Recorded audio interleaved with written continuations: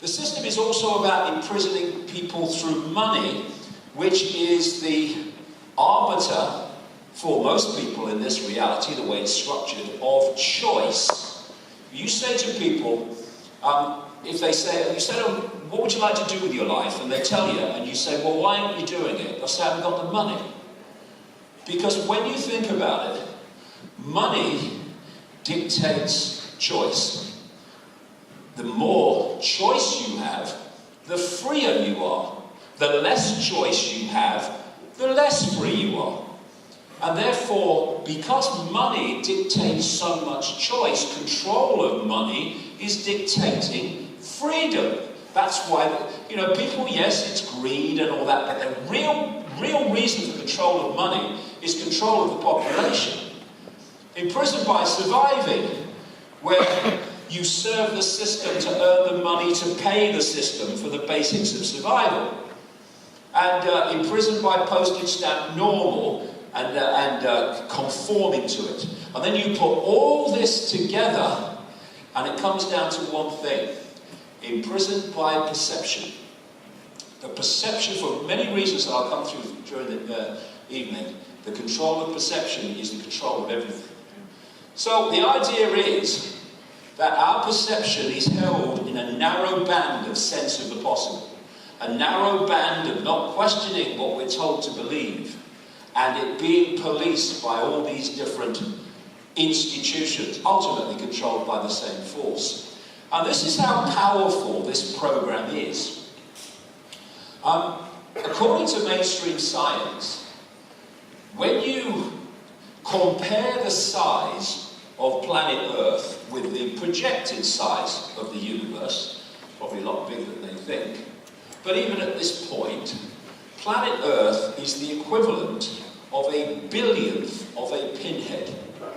A billionth of a pinhead within the universe, and the universe is only one reality within an infinite reality.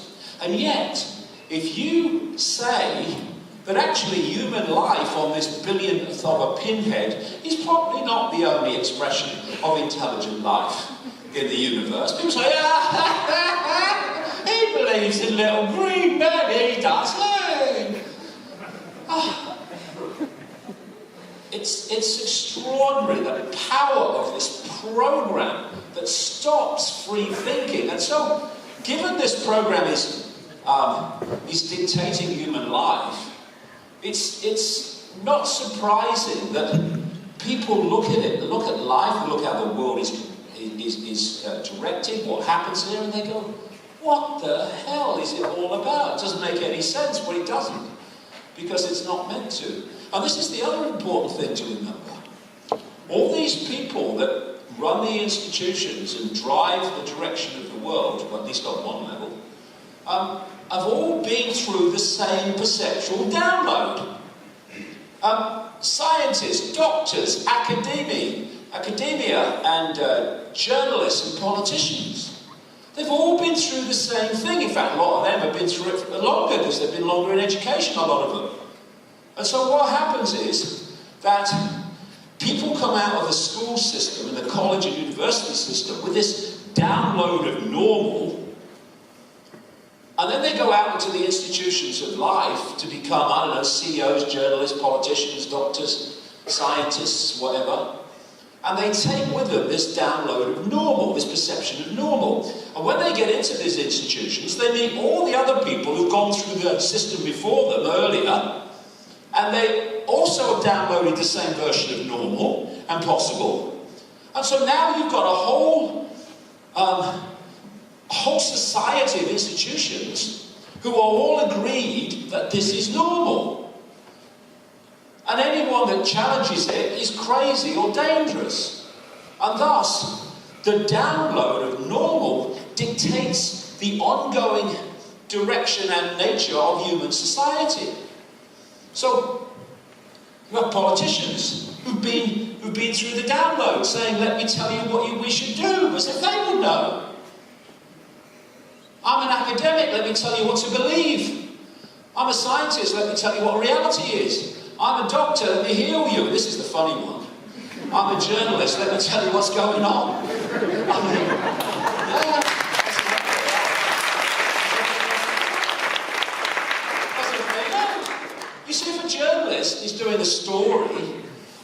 say, a health problem, because he's taken the download of normal, he's not going to go to an alternative practitioner who maybe has had a lot of success with this health situation. He'll go to a doctor who'll give him or her the downloads version, the postage stamps version of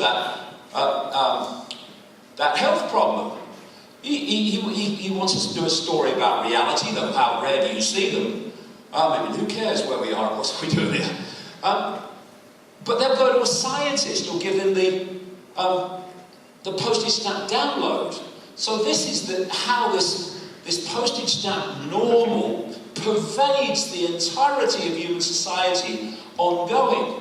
And all the time, of course, 24/7 now, this version of normal is pounded out through the media, constantly confirming that what you accepted to be normal in your education actually is normal. And what it does is it creates a situation like this. These metronomes were all started at different times. So they all started in different modes, but gradually they all come into sync. There's only one that doesn't over here, his name's David, apparently. But they all come into sync, and this is what this does. You get battered into conformity, not least because you can get a lot of consequences for not conforming. So the human condition in one word, unconscious, the lifelong hypnotic trance, that's the headset, symbolically I'm going to use as the night goes on. I mean, you look at people who drop bombs on civilian areas just because someone tells them to. People have never done them any harm and they know nothing about them. Conscious people don't do that.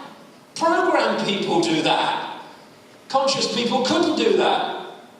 So we need to wake up and see the madness. And now more than ever before, not be intimidated into silence by the mob, which is what we're being subjected to. And instead, refuse to concede our uniqueness to someone else's version of reality. Now, this evening is about this, context. It's so important because we don't have any. Context. If you look at people, organizations, companies, Silicon Valley, or world events, they can look a certain way if you look at them individually, but you put them into context with each other. You take the pixels and paint the picture, and these organizations, happenings, etc. look totally different when they're in the context of connecting with each other. And that's what I'm going to do tonight. I'm going to connect one hell of a lot of dots that wouldn't normally be connected. And so we see what is happening, well, at least we do to an extent. But what we don't see, which is the real most important thing, is why it is happening. It's in the why that the mist clears and the curtains open to what's really going on. This postage stamp consensus wants us to see only pieces, so it promotes everything as unconnected to everything else. But you connect these dots, and suddenly, so that's what's going on. It's so powerful once you see the context. And when you do that, like I say, I've been doing it for nearly 30 years, you see very clearly that the world of the seen, which is tiny, as I'll come to shortly, is manipulated from the unseen. We live in these two worlds, and they interpenetrate each other. There's the world that we live in, or think we live in, and it has a certain knowledge base. A very suppressed knowledge base compared with what there is to know and what is known. But then you have this other world, which interpenetrates it and manipulates the world we live in. But its knowledge base, not least about reality, is vastly more advanced. That's why they want to hold that power by keeping that knowledge to themselves, which is where the postage stamp consensus comes in. And so, when you look deeper in the rabbit hole, you find that human society is controlled by, well, I would call it a symbolic spider's web, but a spider's web is so close to how it is, it's almost not symbolic. You've got the spider in the centre, which I will come to shortly, and then each strand is a secret society, a semi-secret group, or an organisation that we see in the world of the scene. So these strands immediately around the spider, deep in the hidden, are the most exclusive secret societies. Many of them don't even have names to make them harder to identify. And the members of them, those organisations are the most exclusive. Really, really in a deep understanding of what the game is and what's going on. As you come out from the spider, still in the hidden, you meet the secret societies we do know about. Freemasons, Opus Dei, and the Knights Templar, the various Knight orders, Knights of Malta, another one, and the inner core of the Jesuit order. And then, eventually, you meet what I call the cusp organisations. This is the point where the hidden meets the seen. And here are organisations which, thanks to the alternative media, have been uncovered and are known about, but what they do and what they decide is not known about. A friend of mine, an artist called Neil Hay, put this together for me a long time ago now, still relevant as ever. These cusp organisations are things like the Bilderberg Group, started at the Bilderberg Hotel in Oosterbeek, Holland in 1954, the Club of Rome, 1968, that was set up specifically to manipulate the environment to transform society. The Council on Foreign Relations in America, 1921, which has driven so much of American foreign policy from that day literally to this. The Trilateral Commission, another organisation created by the Rockefeller family, and a guy called Zbigniew Brzezinski, and the United Nations is all part of this, and it's in a core as well. And so these cusp organisations are peopled by politicians, by journalists, by people in business, by people in banking, by people in intelligence, etc., by people in government administration. And they take this agenda that I'm going to describe, that comes from the spider, and then it comes out through them into the world of the scene. And at this point, we see decisions being made by governments and government agencies and banking systems and corporations, and they appear to be random. They appear to be just happening because people are making those decisions. But I'm not talking about every last decision, of course not. But the society-changing, directing decisions are coming ultimately from the spider and being played out in a way that appears random. It's not, as we'll see. Now, where this whole thing is leading, it's not even a quote, prophecy anymore. I mean, I've been saying this for a long time, but crikey, as what we call time passes, it's becoming evident. It's a pyramid. I call it the Hunger Games Society, after the movie trilogy, of course. And at the top of this pyramid, you have an elite, which is now known as the 1% and many other names. Actually, it's less than 1% at its core. At the bottom, this is where how they want human society to become, is basically the rest of humanity in economic and other servitude to the 1%. You'll see as we go along just how much wealth is concentrated in the hands of a shockingly few people now. And in between them, they want to build, and all these things we're seeing unfold by the day, they want to build a police state, or a police military state, a merciless Orwellian police military state, which will A, hold this structure in place and protect the elite from the people. Now, we're already seeing this. I mean, no one thinks that... I mean, of course there are police officers who are genuine and try to do the right thing.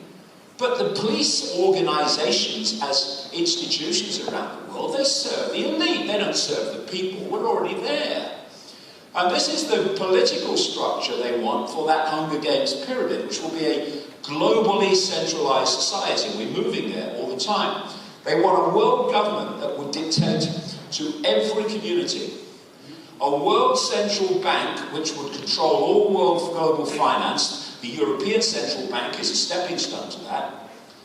They want a world currency. I've been writing this now since the early 1990s. They want a world currency which would have not be cash, merely an electronic, cashless currency, for which there are fundamental implications for freedom. I'll come to. They want a world army, which is the constant expansion of NATO in part, which would impose the will of the world government on any community or people that don't want to conform to the diktats of the world government. And they want a microchipped global population. Now, if I show you that graphic there, I started using about 1994. And look at it now, when you see the way the world has gone.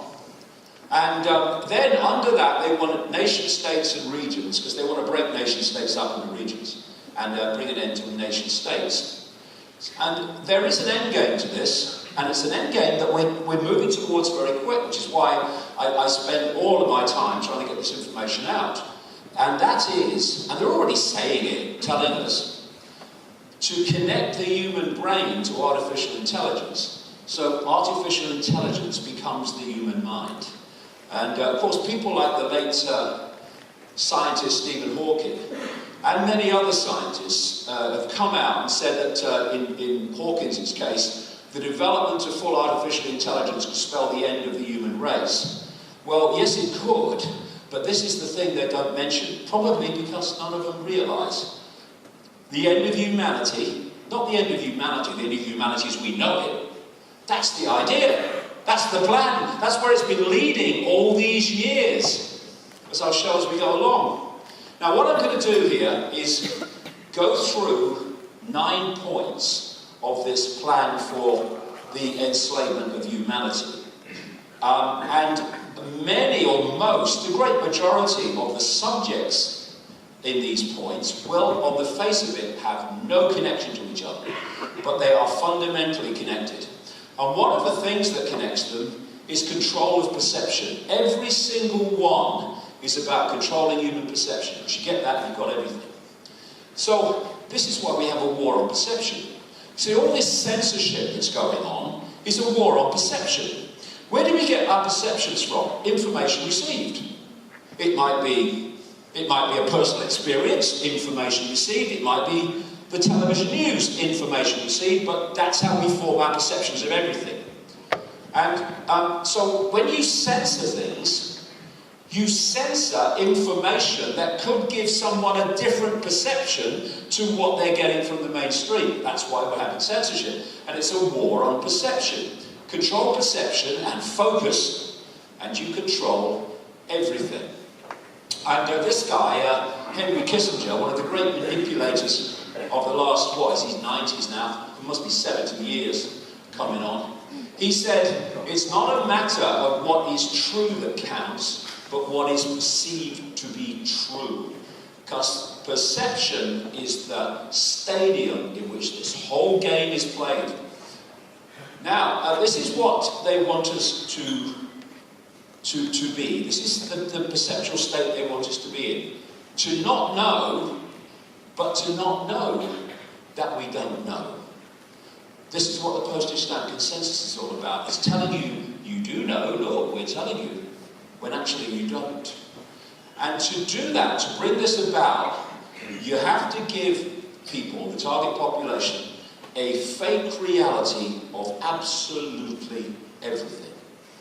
And that is what goes on. So we're going to start with number 1, control perception by controlling the perception of reality itself. If we don't understand reality, we don't understand anything, how can we? And, always watch it when scientists say what we know is, because nearly always, if not always, turns out to be, actually you didn't, did you?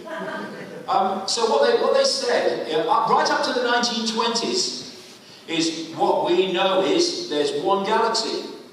The latest highest estimate of the number of galaxies in the universe, 2 trillion. And that, we've gone from 1 to a possible 2 trillion in less than 100 years. What we know is...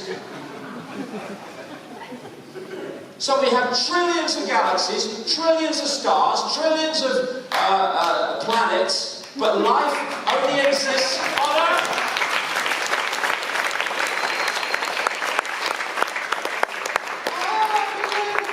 Oh, look, he believes in little green men. Oh my God. Anyway, what has been happening is a guy in America called Tucker Carlson, about the only journalist worth the name on American television, really.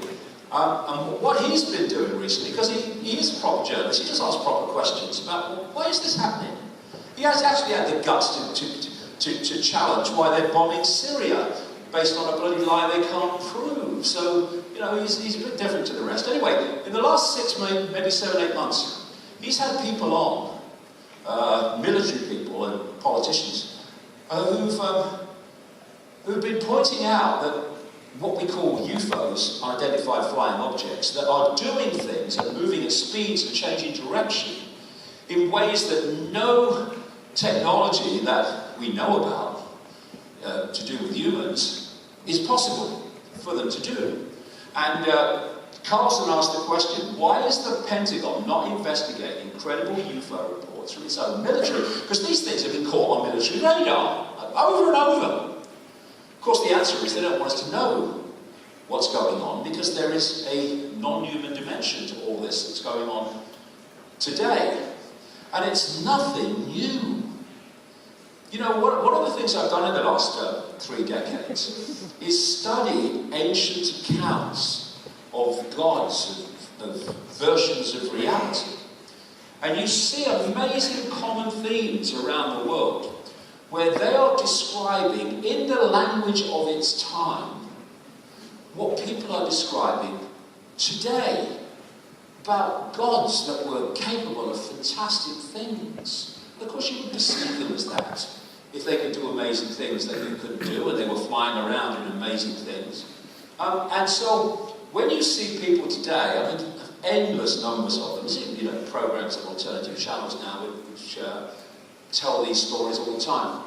When people talk about being taken up into a ship and flown away before being brought back, well, if you look at ancient texts, including biblical texts, they are describing the same thing. I mean, instead of saying, well, it was a spaceship or whatever, they say that he was taken up in a fiery chariot, which in their perception of the world, that's the way they would describe it. This has been a long, long process. And one of the things that's got me, of course, a lot of ridicule, I don't care, is one of the common themes that I've picked up, I've been to nearly 60 countries researching this, is this recurring theme, not just among ancient societies and the shamans that carry the knowledge of those societies, and Aboriginals, Zulus, Native Americans, etc., but also people within the system today who confirm the same thing. So you've got ancient and modern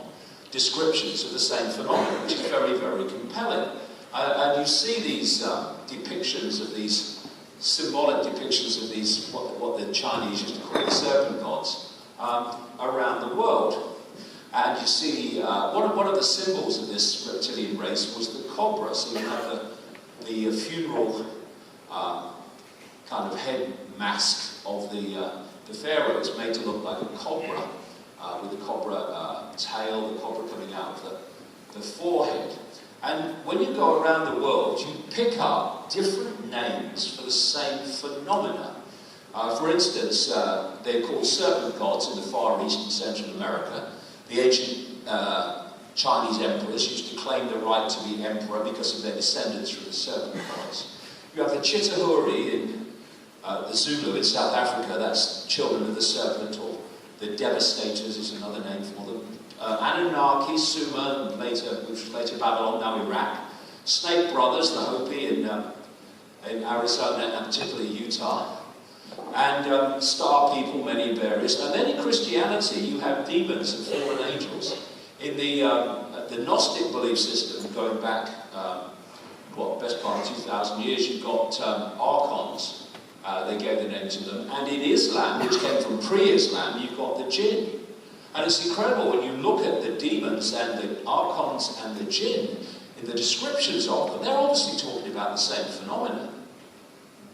And so in the unseen, this world is being manipulated, and it's this non-human element that is basically driving this, quote, other world with this much more advanced level of knowledge, which is kept from us. And why don't we see them? Why don't we see them? Well, lots of people do see them on an individual basis, but we don't see them all the time, or even at all, because they operate literally on another frequency, outside of our frequency band of visible light. And if that's where they are, we'll never see them. And so this global web, this spider, is actually ultimately this non-human race that's been talking about manipulating human society all through the ages. And so that spider at the center of this great web of organizations and secret societies is ultimately not this world. And all these different areas of society ultimately answer to the same master if you go deep enough. And the reason the vast majority of people, I'm a Satanist, will know a bit more, but the vast majority have no idea that's so, is through the same reason that the vast majority of people in secret societies don't know what secret society is really about, like Freemasons. The vast majority of Freemasons never get higher than the bottom 3 levels of degree. And if you go up through a secret society, you have to be chosen by those at the next level up. And only those chosen ones get there, i.e. they get the knowledge of the next level. And if you look at organizations, it can be a government, a university, whatever, they're all compartmentalized, where the vast majority of people that work for that organization every day have no idea what it's really about, and how their contribution fits in with other contributions to create a very different picture to the one they think they see. Now, another absolutely common theme in the ancient world is of a hybrid bloodline which was seeded by this non-human race, very possibly by energetic means. Anyway, the Anunnaki is one name for this manipulative, non-human race. And these hybrid bloodlines, human genetics in general was manipulated, but there were particular bloodlines which were created to serve this non-human race in the frequency band of human society. And these were the bloodlines that became known as royal and aristocratic. Like I said, the ancient Chinese emperors used to claim the right to be emperor because they were descended from the serpent gods. And this whole royal aristocratic bloodline thing, what do they say? They say their bloodline is special. Well, why is it special? Why do we still today have a head of state in Britain because of her bloodline? I mean, it's crazy, man. But because it's an overthrow from how it all used to be. And divine right to rule, that's what they say, don't they? We've got the divine right to rule. But where does divine come from?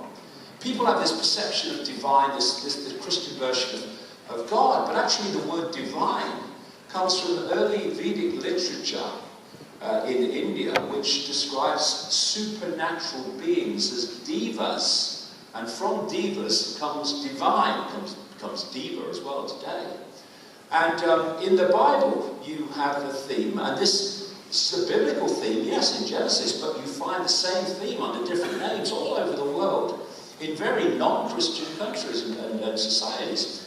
And that is of the Nephilim, or the sons of God who came, and in the original translation, that actually says sons of the gods, came in unto the daughters of men, and they bare children to them.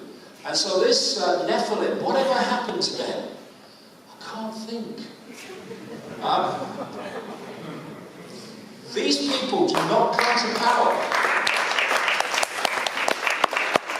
These people, they don't come to power by accident. They don't gather the wealth of the world to themselves by accident. They don't run the institutions and the banking system by accident, but by design. They are representatives of this non-human force. Now, one of the common themes of these hybrid bloodlines, royal bloodlines as they might be called, is that they are psychopaths. And they have a particular genetics which gives them the traits of psychopaths. Now, there's a thing called the hair test, named after the man who came up with it. The hair test of psychopathic traits. And if you have enough of them, you are considered to be psychopathic. And top of them, of the list, is no empathy. No ability to put yourself in the feelings of those you may suffer or those you affect. Now, this is why these bloodlines can order wars, they can manipulate famines, they can have people thrown out onto the streets so they can foreclose their houses, and many times in America they don't even own, because they have no empathy. They have no emotional consequence for whatever they do. Thus, there are no limits. They have no remorse, same thing, no shame. They're parasites. They feed off the efforts of other people. What is the banking system except the very personification of the word parasite? They're pathological liars and do whatever it takes to get what they want, but they're both the same. I will lie as much as I need to lie to get what I want to happen. And this is a book written by an academic in England. He was at Leeds University when he wrote it. He may still be, I don't know.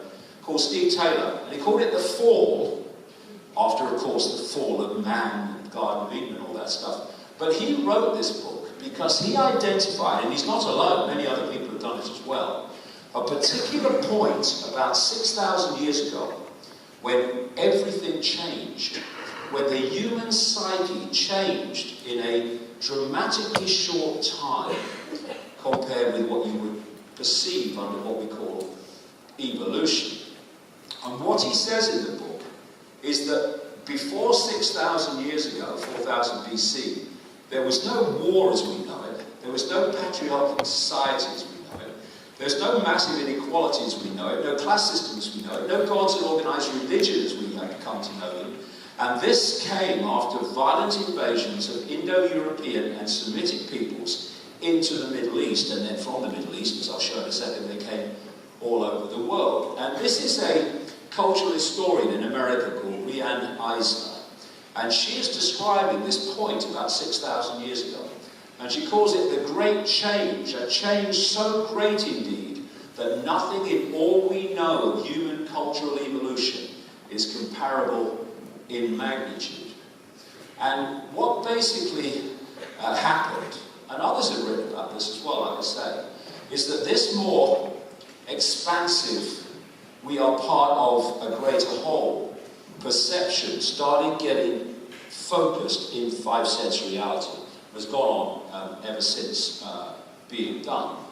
And basically what we're looking at is being trapped in the five senses, trapped in the five-sense level of perception. And so all the rest of this possibility and insight gets shut out, and we become an I am Ma in terms of our perception of self and reality. And you know, when you do read about the way that the human genetics was manipulated, and that this is a biological computer decoding information into a reality, I do doubt very much that this tiny band of frequency that we can perceive visually is actually an accident. I think it's by design myself after all these years. Another thing a lot of people don't realise is that the foundation of the human brain is called the reptilian brain, or the R complex, some scientists call it. And according to, again, mainstream science, the reptilian brain gives us certain character traits which it can be balanced out by other parts of the brain. Reptilian brain traits include aggression, dominance, rigidity, obsessiveness, compulsiveness, worship. That's where this obsession with worshipping comes from through the years and the decades and the hundreds, thousands of years.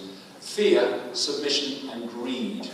Submission being one level of it, dominance being another expression of it. So these bloodlines, I mean, they were seeded all over the world. I mentioned China, but I mean everywhere. And then, but overwhelmingly, this is the main area that, or the main route that relates to the world as we have it now. Out of Sumer and Babylon and Egypt and up into Europe, these bloodlines moved. They were the bloodlines that created the Roman Empire and went further up into wherever these bloodlines have put down their flag. An empire is followed, including the British Empire. And so they went through Rome and then up with the Roman Empire. And then from the European empires that followed, like I said, the British, this, what Steve Taylor calls the new psyche that was replacing the old psyche, was exported all over the world as this new psyche colonized the world. And what did they do? They targeted in these societies they colonized the old psyche. People who were still perceiving in a more expanded way, and not just through the five senses. And they took them over and largely have assimilated them into the new psyche. And through this period, as they've gone through history, they have taken their religion with them. And their religion is a satanic religion, but they have created expressions of it, which operate in the public arena, which they pull people in with. Just like you, I mean, people must do what they like. But the Babylonian Trinity was Nimrod, the father god, Tammuz, the virgin-born son, and Queen Semiramis, the goddess.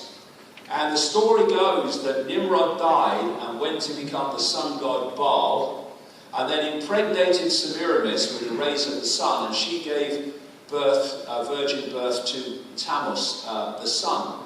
And when they located in Rome, what eventually came out of that was Christianity, because it was basically another expression of this, and a publicly acceptable expression of it.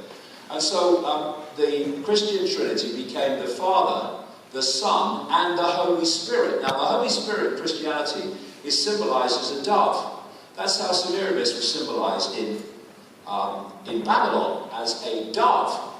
And so you can see this worship of the goddess, which these bloodlines have in their networks. You can chart back to the Ubaid culture, which was pre-Sumer in the same area, what we today call Iraq, where all these reptilian figurines and mothers and babies have been found in graves.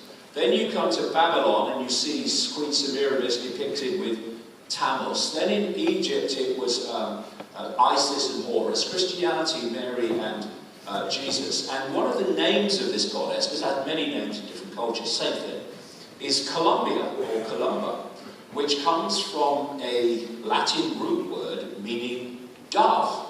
And so you have Washington, D.C., one of the great centers of these bloodlines, in the District of Columbia. This is not by accident. Their great language is symbolism, which they understand, because the general population does not. The Statue of Liberty is the goddess, the Babylonian goddess, holding the lighted torch of the illuminated ones. And the Statue of Liberty was given to New York by French Freemasons in Paris, who knew what it meant. We have Columbia pictures with the same theme. And this is the Mother Lodge of Freemasonry in London, from which Freemasonry was launched into the United States. It was created in 1717. And they located this in Great Queen Street in London. Great Queen was one of the names for Semiramis in Babylon. Symbolism, which is we start to understand the language of symbolism. You can see it all over the place. Here's another example. One of the symbols of the goddess, too, is the owl. And when I first went to America, I picked up a map of Washington years ago, I thought, shite, that's an owl!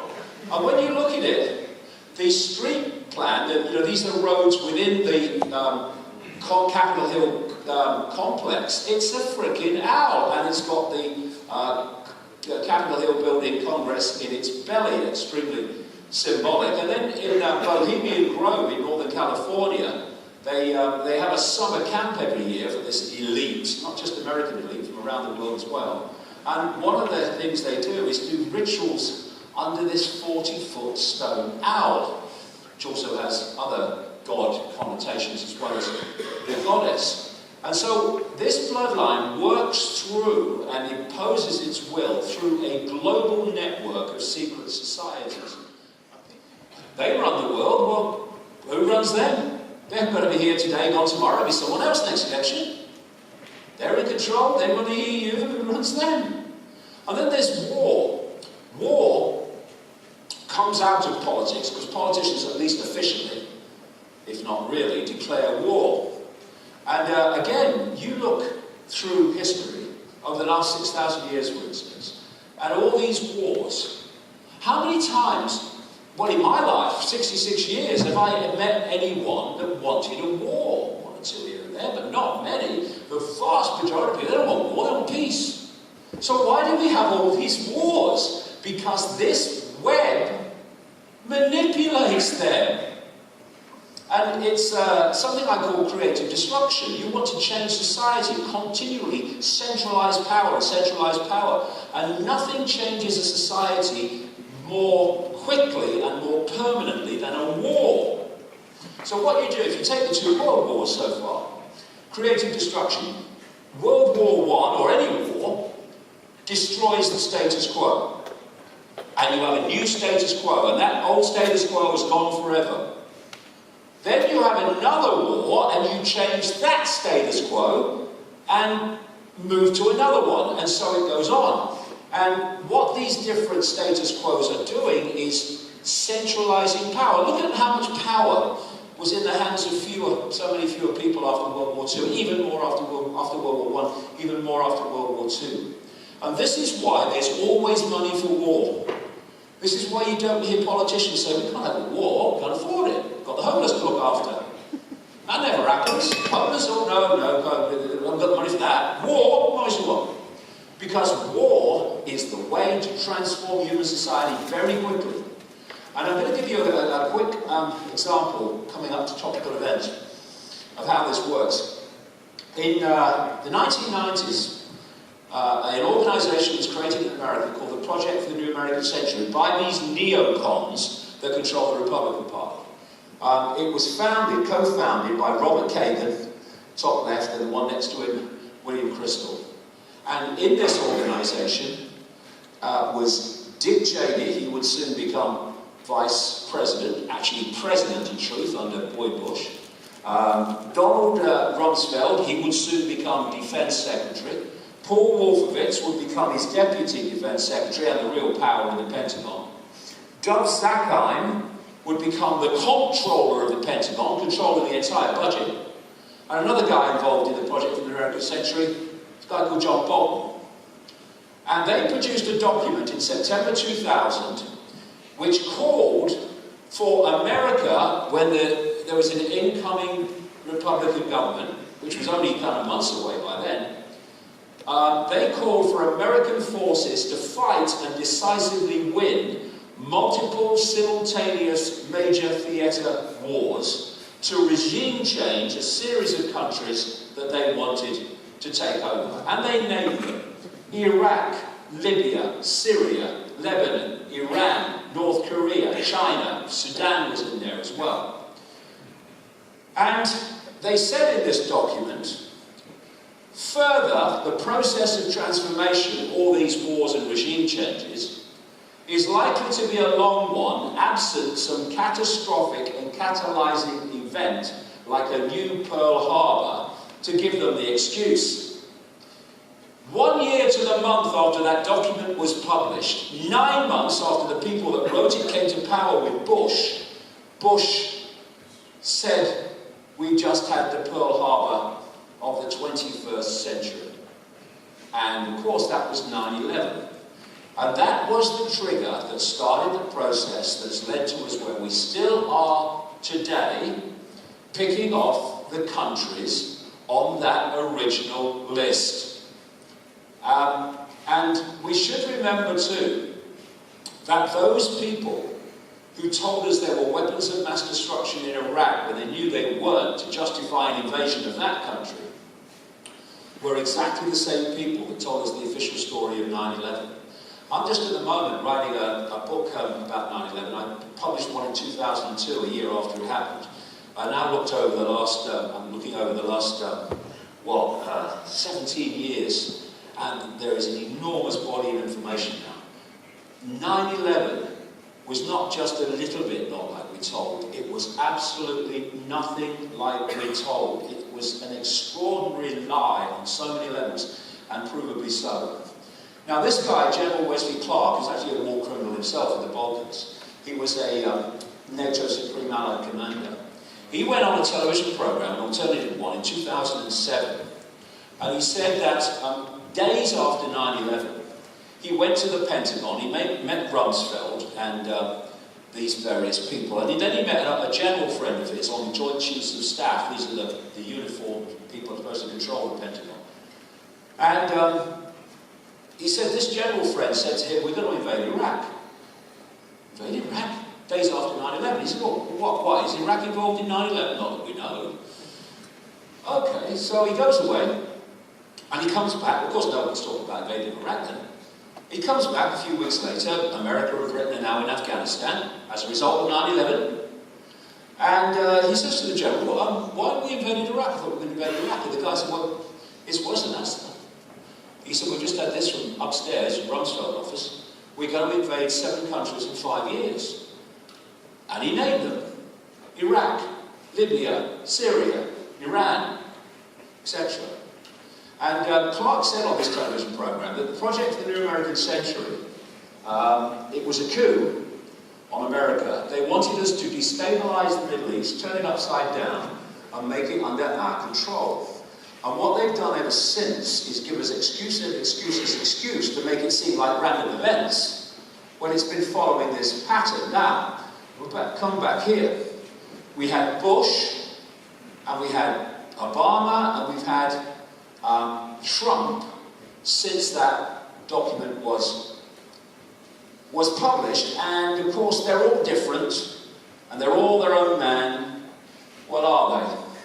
First of all, Bush and Blair, Republican and Labour Party in Britain, they invaded Iraq on a lie. Then they were replaced by Obama, Democrat, and this David Cameron guy in Britain, Conservative Party, and they orchestrated the catastrophic invasion, which is what it was in Libya, and they started off the civil war in Syria. I say they're just front people, but they were in power in the White House and Downing Street.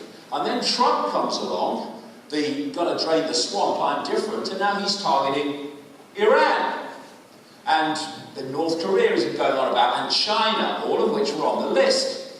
So the list continues. And I know these talks have been going on with North Korea. Here's a story from this week. North Korea process stalled because there's almost a consensus in the US wanting it to fail. They don't want it to succeed. Although Trump himself may, because he's just a puppet. And I posted this on the internet in December 2016, right after Trump became elected, before he became president in the January. Key word of the Trump administration: Iran, and oh yes, and China, both of which mean Russia. And look what's happened now. This nuclear deal has been scrapped to start it kicking off with Iran again. He's targeting China, he's targeting Russia, the regime is. And look who is Trump's national security advisor, targeting Iran and China and North Korea and Russia. John Bolton, the psychopath from the Project for the New American Century. The more you centralize power, the more power you have at the centre to centralise even quicker and quicker and quicker. And that's why it's gone faster and faster. The more power that's been given to the centre of the European Union and the bureaucrats in Brussels, the faster they've been able to move the centralisation of power. This is why they're having apoplexy over Britain trying to get out. Although the Prime Minister's not working very bloody hard to do it, by the way. Anyway, what you see is this misunderstanding of seeing the dots rather than the picture is you get people who go on marches protesting about globalization because of all the horrors and consequences that has for some of the poorest people in the world. But in Britain, some of these same people that go on these marches are going on other marches demanding we stay in the European Union, which is just another expression of globalization, centralization of power. And this is what they're looking for, this structure, world government, and underneath that the various unions and more than those. And they want to break nation states up into regions to have a top-down Orwellian global state. The North Atlantic Terrorist Organization, NATO, that's meant to be the foundation of the world army with other military organizations coming in to form it. And the American army, the American military, is actually the world army in waiting. That's why it spends more on the military. And I think, well, what is it now? It gets bigger all the time. Something like the next 8, 9 countries, including Russia, China, together, before you reach this same amount of money that America spends on the military. And they've broken up the world, the American military, into commands, the arrogance of it. But that's not really for the American military. That's being done for the world army when it's all handed over, which is where they want to take it. And that would be part of a police-military state, which is this central core to protect the elite from the masses, if you like, and to hold this structure in place. So know the outcome and you'll see the journey. They want a police state, and we're seeing the steps towards it now. All these law enforcement and intelligence organizations, the CIA and the other ones in different countries, it's the same with all these organizations. Most people in them won't have any idea that they're all connected. But if you go deep enough into them, there's a point where they attach to this web, and they are all connected, working to the same end. And the center of this web is actually the Pentagon. And so this is a world exclusive. This is ISIS headquarters. It's been found. Very